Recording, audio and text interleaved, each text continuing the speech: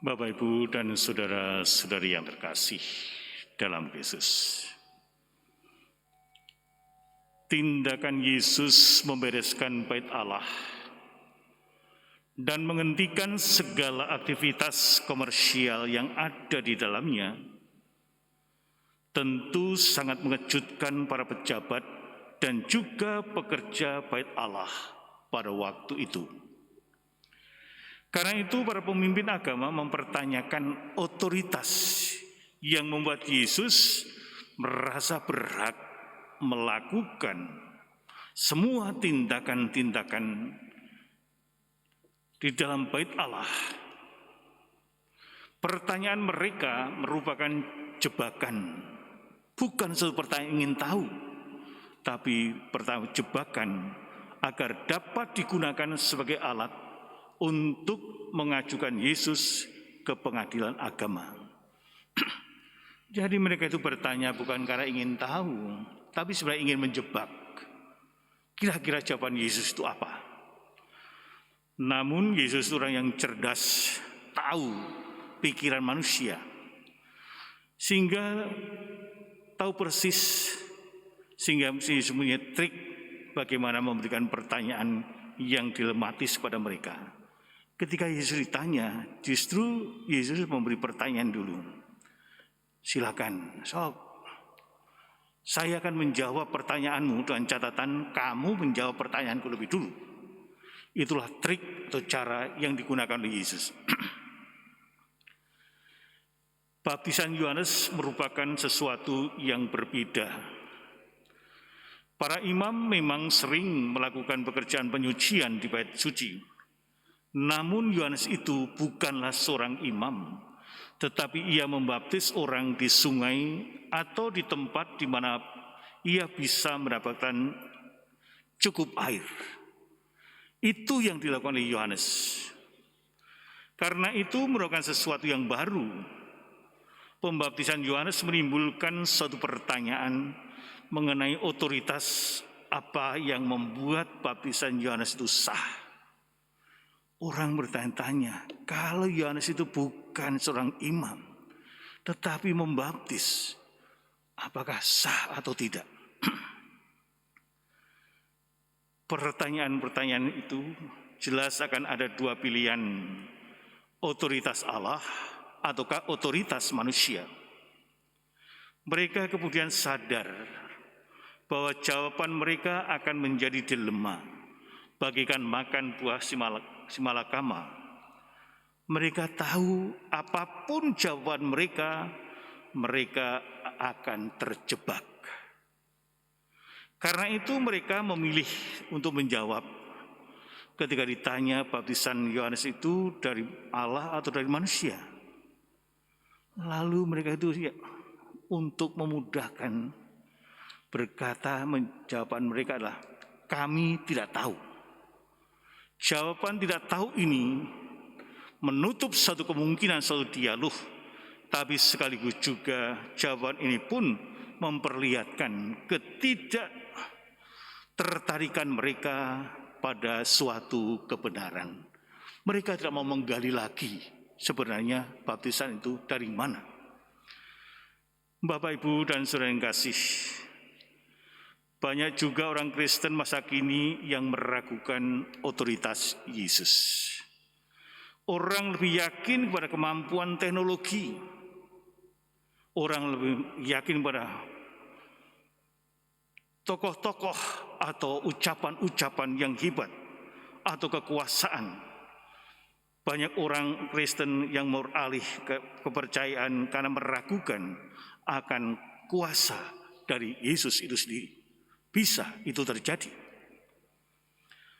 Maka Bapak sekalian, apakah kita percaya bahwa firman Tuhan itu memiliki kuasa untuk membebaskan kita dan untuk mengubah hidup kita? Ini suatu pertanyaan. Apakah kita masih percaya firman Tuhan atau sabda Tuhan itu sendiri mampu mengubah hidup kita? Yesus adalah sang sabda yang turun ke dunia. Ketika Yesus mengajar, ia berbicara dengan penuh kuasa. Sabda yang Yesus ucapkan sungguh-sungguh berbeda dari apa yang disampaikan oleh para nabi sebelum dia. Karena Yesus sendiri adalah sabda yang menjadi manusia. Saat Yesus berbicara, Tuhan sendirilah yang berbicara. Saat dia memerintahkan, bahkan setan-setan pun menjadi tunduk kepadanya. Sehingga kita diingatkan kembali tentang kekuasaan atau kuasa otoritas dari mana Yesus. Kalau Yesus itu berbicara, apa yang dibicarakan, apa yang dikatakan itu adalah suara Allah sendiri. Karena Yesus adalah Sang Sabda yang turun dalam dunia.